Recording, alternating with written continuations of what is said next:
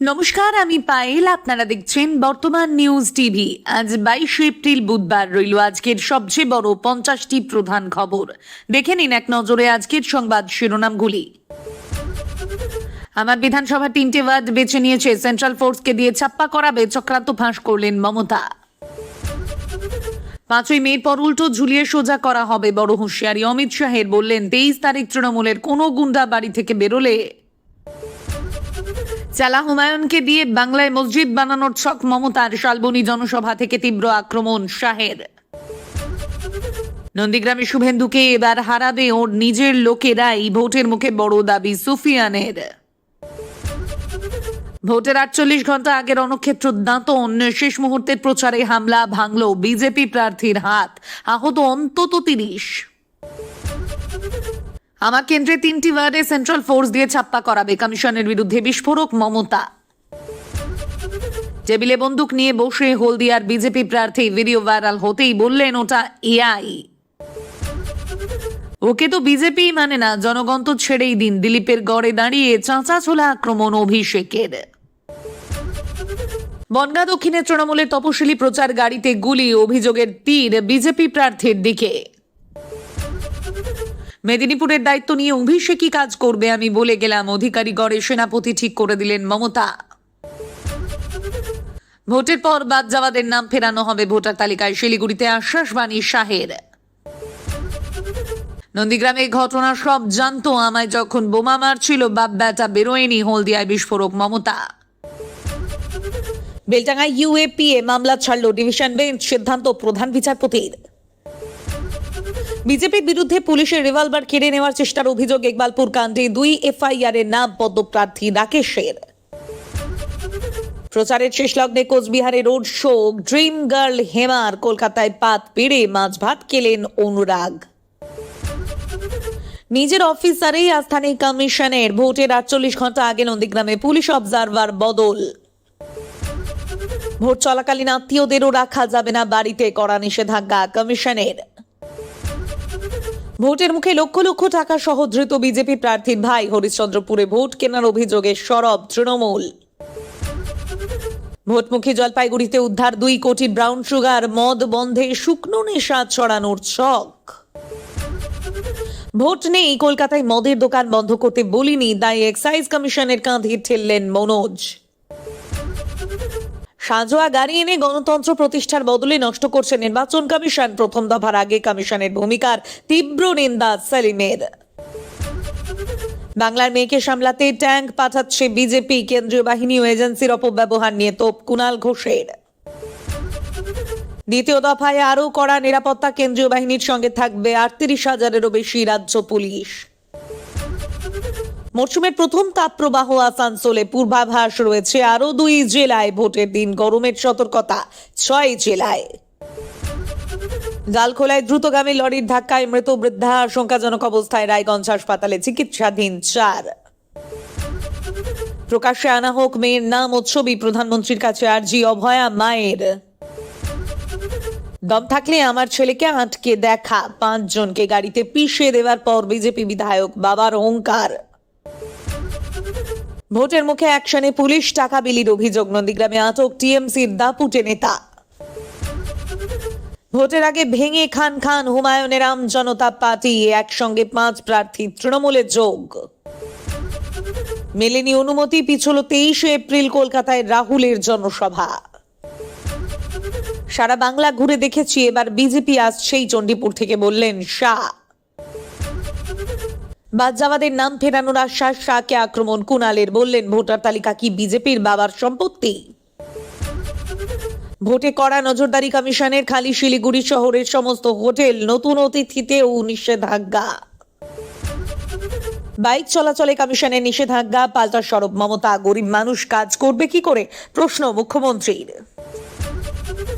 ভোটে ভয়ের পরিবেশ কাটাতে রাজ্যপালের বড় পদক্ষেপ, 24 ঘন্টায় হেল্পলাইন চালু, মিলবে নিরাপত্তা। ভুলে গিয়েছিলাম শুধু অধীর নন, মোহাম্মদ সেলিমও আমার গুরুদেব, বিস্ফোরক এই তৃণমূল প্রার্থী। শেষ প্রচারে যাদবপুর থেকে ভবানীপুর, 27 কলকাতার রাজপথে মহামিছিল মমতার। মাস্টার প্ল্যানের প্রতিশ্রুতি থেকে দিলীপের ঘরে ফেরা, জঙ্গলমহলের লাল মাটিতে ফুটবে কোন ফুল? ধুলোমাখা গ্রাম থেকে মহাকাশের হাতছানি, ইসরোর যুব বিজ্ঞানীর তালিকায় বালুরঘাটের কৃষক সন্তান। বৃষ্টি ঝড় বাড়বে 25 তারিখ থেকে, তার আগে তাপপ্রবাহের দাপট, ভোটের মুখে আবহাওয়া নিয়ে সতর্ক বার্তা। আপনাদের কাছে ছোট্ট একটি অনুরোধ রইল, আমরা প্রতিদিন চেষ্টা করি আপনাদের জন্য সঠিক, সংক্ষিপ্ত এবং নিরপেক্ষ খবর পৌঁছে দিতে। আমাদের এই ছোট্ট চেষ্টাকে যদি আপনাদের ভালো লেগে থাকে তাহলে দয়া করে একটি লাইক দিন এবং চ্যানেলটিকে সাবস্ক্রাইব করে পাশে থাকার বার্তা দিন। এবার এক এক করে দেখে নেব বিস্তারিত খবর। লোডশেডিং করে নন্দীগ্রামে ভোট লুট করেছে, হলদিয়া থেকে গদ্দার শুভেন্দুকে চরম হুঁশিয়ারি মমতার। ভোটের প্রচার শেষ হতে আর মাত্র কয়েক ঘন্টা বাকি, ঠিক তার আগেই হলদিয়ার মাটি থেকে বিজেপি এবং শুভেন্দু অধিকারীর বিরুদ্ধে রণংদেহী মেজাজে ধরা দিলেন তৃণমূল নেত্রী মমতা বন্দ্যোপাধ্যায়। নাম না করে শুভেন্দুকে গদ্দার তকমা দিয়ে মমতা সাফ জানালেন, কেন্দ্রীয় এজেন্সিকে দিয়ে তৃণমূল কর্মীদের গ্রেপ্তার করানোর যে তালিকা তৈরি হয়েছে তার পরিণাম ভালো হবে না। হলদিয়ার জনসভা থেকে নেত্রী সরাসরি হুঙ্কার, গদ্দার লিস্ট করে দিয়েছে কাকে কাকে গ্রেপ্তার করতে হবে। ভোটের পর নিজেকে সামলাও, অনেক কেলেঙ্কারি করেছে। এদিন হলদিয়ার সভা থেকে বিজেপির বিরুদ্ধে দুর্নীতির পাল্টা চার্জশিট পেশ করেন মুখ্যমন্ত্রী। তার অভিযোগ, হলদিয়ার বিভিন্ন শিল্প সংস্থা এবং ট্রাক থেকে নিয়মিত কাটমানি তোলা হয়। শুভেন্দুর নাম না নিয়ে মমতার প্রশ্ন, কত টাকা হলদিয়া থেকে যায় এটার একটা তদন্ত হোক। যত কোম্পানি আছে তাদের থেকে মাসে মাসে টাকা কে তোলে, সেই টাকা অর্ধেক নিজে নেয় আর বাকিটা দেয় বাইরের নেতাকে। আমি সব জানি। সেই সঙ্গেই গত বিধানসভা নির্বাচনে নন্দীগ্রামের ফলাফল নিয়ে ফের লোডশেডিং এবং ইভিএম লুটের অভিযোগ তুলে সরব হন তিনি। বিরোধীদের মোকাবিলায় ভোটারদের বিশেষ পরামর্শও দিয়েছেন মমতা। তিনি বলেন, কেউ যদি আপনাদের সঙ্গে দুষ্টুমি করে তবে তাদের নাম, ঠিকানা, ফোন নাম্বার আর ছবি তুলে রাখবেন। বিজেপিকে জুমলার দল বলে কটাক্ষ করে তিনি মা বোনেদের আশ্বস্ত করেন যে ভোট মিটে গেলে বিজেপি পালালেও লক্ষ্মীর ভান্ডার আজীবন চালু থাকবে। এদিন প্রধানমন্ত্রী ঝালমুড়ি বানানো বা ঘরোয়া মেজাজে জনসংযোগ কেউ করা ভাষায় বিধলেন তৃণমূল নেত্রী। মমতার এই আক্রমণাত্মক মেজাজে প্রথম দফার ভোটের আগে হলদিয়া ও সংলগ্ন শিল্পাঞ্চলে তৃণমূল কর্মীদের মনোবল চাঙ্গা করবে বলে মনে করছে রাজনৈতিক মহল। বিশেষ করে ভোটের পর নিজেকে সামলাও, মমতার এই হুঁশিয়ারি আগামী দিনে শুভেন্দু বনাম মমতা সংঘাতকে যে আরো তীব্র করবে তা বলার অপেক্ষা রাখে না। সন্ধ্যা 6টার পর বাইকে ঘোরাঘুরি নিষিদ্ধ, ডবল ক্যারিতেও না কমিশনের, জানুন নির্দেশিকা। পশ্চিমবঙ্গে প্রথম দফার নির্বাচনকে সামনে রেখে কড়া পদক্ষেপ নিল নির্বাচন কমিশন। আগামী 23শে এপ্রিল ভোট গ্রহণ যাতে অবাধ ও শান্তিপূর্ণ হয় তা নিশ্চিত করতে এবার বাইক চলাচলের উপর কঠোর বিধিনিষেধ আরোপ করা হয়েছে। মূলত ভোটের সময় বাইক বাহিনীর দাপট রুখতে এবং সাধারণ ভোটারদের নিরাপত্তা নিশ্চিত করতেই এই সিদ্ধান্ত। কমিশনের এই নির্দেশিকা অনুযায়ী ভোটের দুদিন আগে থেকেই স্পর্শকাতর এলাকাগুলিতে কোনো ধরনের মোটর বাইক র্যালি বা মোটর সাইকেল মিছিল করা সম্পূর্ণ নিষিদ্ধ করা হয়েছে। কমিশনের জারি করা বিজ্ঞপ্তি আরো জানানো হয়েছে যে প্রতিদিন সন্ধ্যা 6টা থেকে পরদিন সকাল 6টা পর্যন্ত মোটর বাইক চালানো নিষিদ্ধ থাকবে। তবে জরুরি চিকিৎসা পরিষেবা কিংবা পরিবারের বিশেষ প্রয়োজনে এই নিয়মের বাইরে ছাড় পাওয়া যাবে। শুধুমাত্র রাত্রেবেলা নয়, দিনের বেলাতেও বাইক আরোহীদের উপর কড়াকড়ি করা হয়েছে। ভোটের দুদিন আগে সকাল 6টা থেকে সন্ধ্যে 6টা পর্যন্ত বাইকের পিছনে কোনো আরোহীকে বসানো যাবে না। তবে স্কুল পড়ুয়াদের পৌঁছে দেওয়া বা জরুরি চিকিৎসার মতো পারিবারিক দরকারে এই নিয়মে কিছুটা শিথিলতা রাখা হয়েছে। এই বিশেষ ছাড়ের বাইরে অন্য কোনো প্রয়োজনে বাইক বা আরোহী নিয়ে বেরোতে হলে সংশ্লিষ্ট ব্যক্তির জন্য স্থানীয় থানার লিখিত অনুমতি বাধ্যতামূলক করা হয়েছে।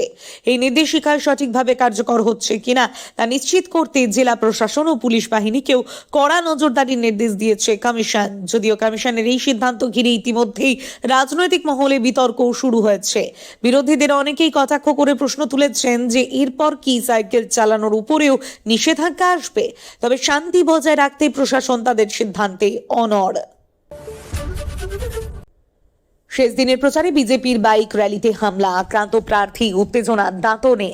প্রথম দফায় ভোট প্রচারের শেষ দিনে প্রবল উত্তেজনা দেখা গেল দাঁতনে। বিজেপির মিছিলে চলল হামলা। ঘটনায় বিজেপি প্রার্থী আক্রান্ত হয়েছেন বলে অভিযোগ।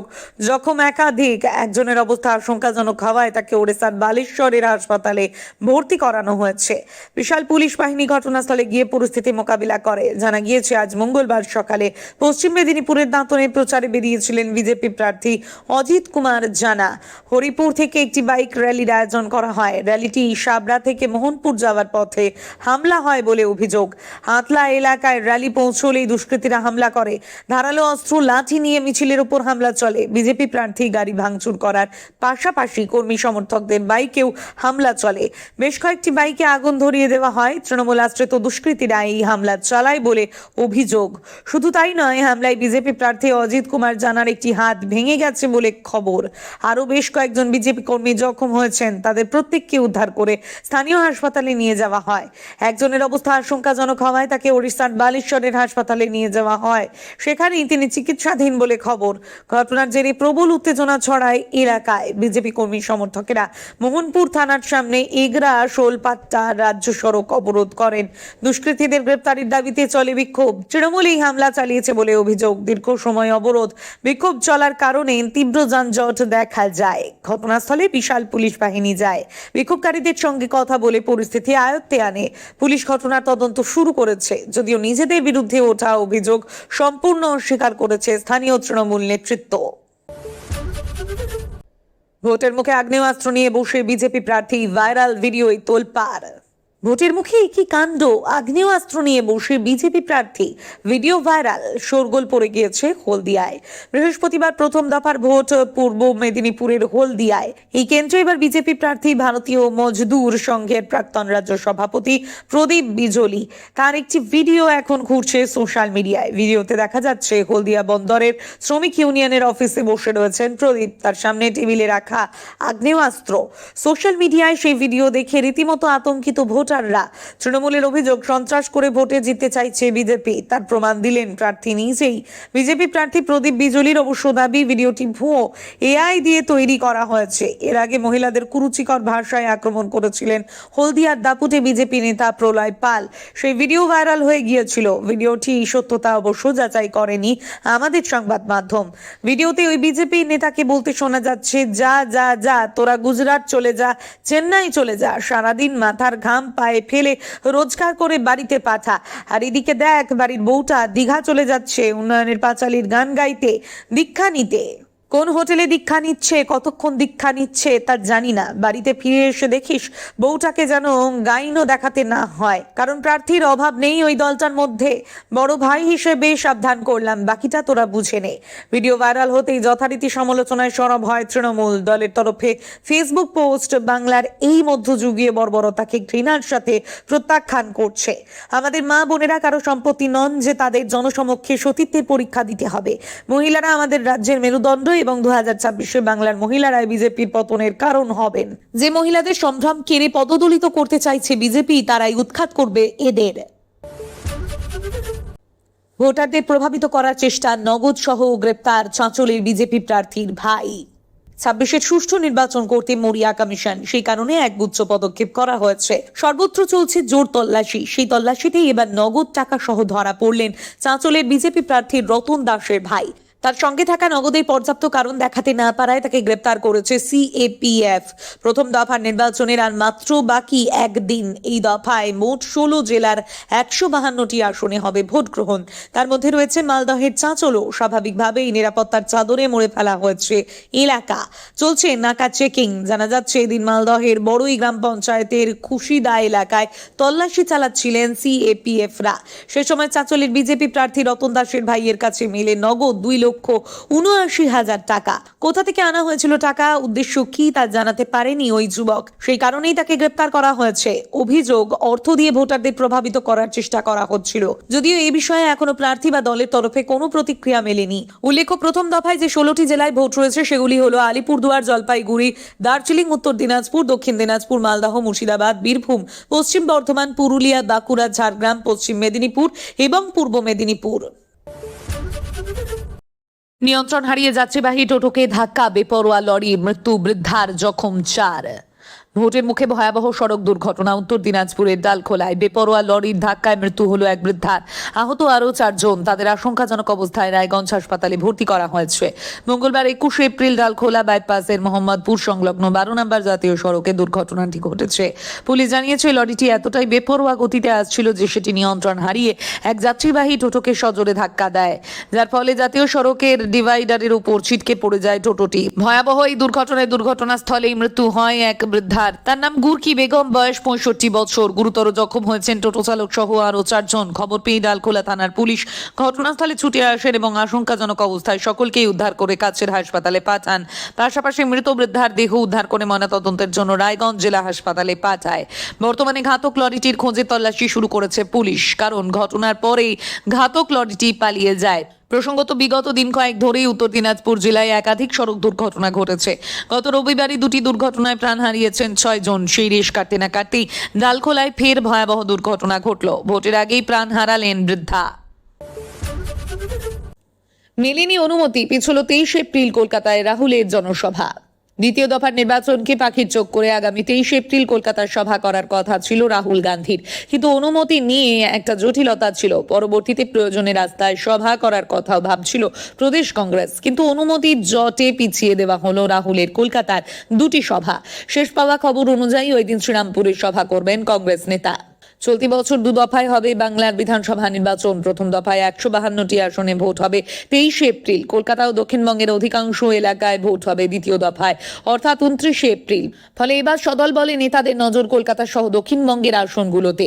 সেই কারণে বৃহস্পতিবার কলকাতার দুটি গুরুত্বপূর্ণ এলাকা মেঠিয়াবুরুজ ও পার্ক সার্কাস ময়দানে সভা করার পরিকল্পনা ছিল রাহুল গান্ধীর, কিন্তু সেখানে গোল বেঁধেছে কমিশনের নিয়মের কারণে। কলকাতা পুরসভার আওতাধীন এলাকায় সভা মিছিলের অনুমতি দেয় কেএমসি, কিন্তু বর্তমানে তা কমিশনের অধীনে, আর সেই কারণেই এখনো মেলেনি সভার অনুমতি। ফলে কি হবে তা নিয়ে জল্পনা ছিলই। পরে রানী রাসমণি রোডে সভার অনুমতিও চাওয়া হয়েছিল, কিন্তু তাও মেলেনি। তার জেরেই পিছিয়ে দেওয়া হলো কলকাতায় রাহুলের সভা। 23 এপ্রিল বঙ্গে সভা করবেন নরেন্দ্র মোদী, অমিত শাহ। পরপর রোড শো রয়েছে তার। মনে করা হচ্ছে রাহুলের সভার অনুমতি না পাওয়ায় সেটা একটা বড় কারণ। মেদিনীপুরের বাজান এবার অভিষেকের হাতে। হলদিয়ার সভা থেকে বড় ঘোষণা মমতার।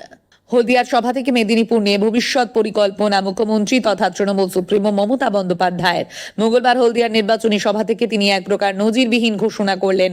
তৃণমূল নেত্রী স্পষ্ট জানিয়ে দিলেন, আগামী দিনে মেদিনীপুরের দায়িত্ব সামলাবেন তৃণমূলের সর্বভারতীয় সাধারণ সম্পাদক অভিষেক বন্দ্যোপাধ্যায়। মমতার এই ঘোষণা মেদিনীপুরের রাজনৈতিক সমীকরণে এক নতুন মোড় এনে দিল বলেই মনে করছে ওয়াকিবহাল মহল। হলদিয়ার জনসভা থেকে মমতা বন্দ্যোপাধ্যায় বললেন, আগামী দিনে মেদিনীপুরের দায়িত্ব নিয়ে অভিষেকই কাজ করবে। এতদিন মেদিনীপুর হলদিয়া শিল্পাঞ্চলে অধিকারী পরিবারের গড় হিসেবে পরিচিত ছিল, কিন্তু শুভেন্দু অধিকারীর দলত্যাগের পর সেই দুর্গে ফাটল ধরাতে এবার খোদ অভিষেককে সেনাপতি হিসেবে নিয়োগ করলেন তৃণমূল নেত্রী। মমতার কথায় অভিষেককে রোজ গালাগালি দেয়, ওর সঙ্গে লড়াইয়ে পারো না আর আমার সঙ্গে লড়বে, আমি তো থাকবোই, তবে মেদিনীপুরের দেখভাল এবার অভিষেক কি করবে। নাম না করে শুভেন্দু অধিকারী ও তার পরিবারকে তীব্র আক্রমণ শানান মমতা। অধিকারী পরিবারের আধিপত্যকে কটাক্ষ করে তিনি বলেন, তোমাদের এত অহংকার, এক ভাই সাংসদ, তুমি বিধায়ক, অন্য ভাইও বিধায়ক, পুরো পরিবার মিলে ক্ষমতা দখল করে আছো। আর আমাদের পরিবার থেকে আমি ছাড়া নির্বাচনে আর কেউ দাঁড়ায়নি। এই পরিবারতন্ত্রের লড়াইকে এই পরিবারতন্ত্রের লড়াইয়ে শুভেন্দুর পাল্টা হিসেবেই যে তিনি অভিষেককে সামনে নিয়ে এলেন, তাই এদিনের বক্তৃতায় স্পষ্ট। হলদিয়ার শিল্পাঞ্চল থেকে টাকা কোথায় যায় সব তার নখদর্পণে রয়েছে বলে দাবি করেন মমতা। পাশাপাশি 26 বিধানসভা নির্বাচনের গণনা কেন্দ্রগুলোতেও লোডশেডিং করে ভোট চুরির আশঙ্কা প্রকাশ করেন নেত্রী।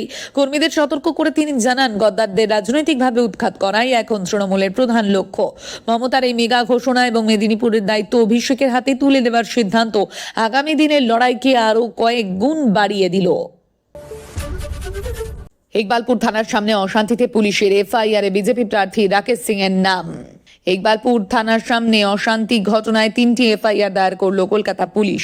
একটি এফআইআর এর নাম রয়েছে কলকাতা বন্দর বিধানসভা কেন্দ্রের বিজেপি প্রার্থী রাকেশ সিং এর। অভিযোগ, সোমবার রাতে গন্ডগোলের সময় ইকবালপুর থানার সামনে জড়ো হওয়া বিজেপি কর্মী সমর্থকেরা কর্তব্যরত এক পুলিশ কর্মীর কাছে তার সার্ভিস রিভলভার কেড়ে নেওয়ার চেষ্টা করেছিলেন। সেই অভিযোগে পুলিশ স্বতঃপ্রণোদিতভাবে একটি মামলা রুজু করেছে। সেই মামলার নাম রয়েছে রাকেশের। সোমবার রাতে ইকবালপুরের রাস্তায় প্রচার চালাচ্ছিলেন কলকাতা বন্দরের বিজেপি প্রার্থী রাকেশ সিং।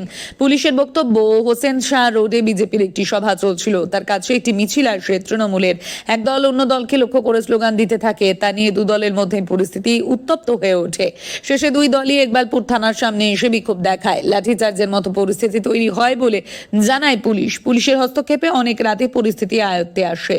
ঘটনাটি নির্বাচন কমিশনকে জানানো হয়েছে বলে জানিয়েছে পুলিশ। রাকেশ সিং এর অভিযোগ, সোমবার রাতে পুলিশের অনুমতি নিয়েই হোসেন শাহ রোডে তার সভা চলছিল। ওখানেই 4-5 জন ব্যক্তি ঝামেলা করে। পুলিশকে জানালে কোনো গুরুত্ব দেওয়া হয়নি, উল্টে বিজেপি কর্মীদের মারধর করা হয়েছে। পুলিশি ধরপাকড়ের পর ধৃতদের ছাড়াতে তৃণমূল থানায় গিয়ে ঝামেলা করে। অন্যদিকে তৃণমূলের দাবি, বিজেপির প্রচার সভা থেকে এক ব্যক্তি আপত্তিজনক মন্তব্য করেন, স্থানীয়রা প্রতিবাদ করতেই উত্তেজনা তৈরি হয়। পরে সেখানেই বিজেপি প্রার্থী রাকেশ সিং এসে গালিগালাজ করে, এতেই আরো উত্তেজনা তৈরি হয়। ভোট নেই, কলকাতায় মদের দোকান বন্ধ করতে বলিনি, দায়ী এক্সাইজ কমিশনের কাঁধে ঠেললেন মনোজ। 23 এপ্রিল বাংলায় প্রথম দফার নির্বাচন, আর 3 দিন আগে গোটা রাজ্যে বন্ধ হয়ে গিয়েছে মদের দোকান। যে এলাকায় ভোট নেই কেন সেখানের ক্ষেত্রেও একই নিয়ম লাগু করা হলো, তা নিয়েও চর্চা চলছে। মঙ্গলবার সন্ধ্যায় এই বিষয়ে কার্যত বিস্ময় প্রকাশ করলেন রাজ্যের মুখ্য নির্বাচনী আধিকারিক মনোজ আগরওয়াল। তার দাবি, যে এলাকায় ভোট সেখানে মদের দোকান বন্ধ হওয়ার কথা, কিন্তু গোটা বাংলায় কেন বন্ধ করা হয়েছে তা তিনি জানেন না। ঘটনার দায়ী এক্সাইজ কমিশনের কাঁধেই ঠেললেন মনোজ। ঠিক কি বলছেন মনোজ আগরওয়াল? এদিন তিনি বলেন, নির্বাচন কমিশনের নিয়ম হলো যেখানে ভোট রয়েছে সেখানে 48 ঘন্টা আগে মদের দোকান বন্ধ করতে হবে। প্রথম দফায় ভোট গ্রহণ হবে 152টি আসনে, সেখানে আজ থেকে মদের দোকান বন্ধ হয়ে যাওয়ার কথা। এতেই প্রশ্ন ওঠে, তাহলে কলকাতা সহ গোটা রাজ্যে কেন বন্ধ করা হয়েছে মদের দোকান? এতেই একরাশ বিস্ময় প্রকাশ করে তিনি বলেন, আমিও তো এটা শুনে অবাক হচ্ছি। আমি এক্সাইজ কমিশনারকে জিজ্ঞেস করব কেন তিনি এই নির্দেশ জারি করেছেন। অর্থাৎ তার দাবি এই নির্দেশ তার নয়, যদিও নিয়ম অনুযায়ী এক্সাইজ কমিশনারের ক্ষমতা রয়েছে চাইলে যে কোনো এলাকায় মদের দোকান বন্ধের নির্দেশ দেওয়ার। এই ছিল আজকের কিছু গুরুত্বপূর্ণ আপডেট। আরো নতুন খবর ও বিশ্লেষণ নিয়ে খুব শিগগিরই আবার হাজির হব। ততক্ষণ সুস্থ থাকুন, ভালো থাকুন। আপনারা দেখছিলেন বর্তমান নিউজ টিভি। ধন্যবাদ।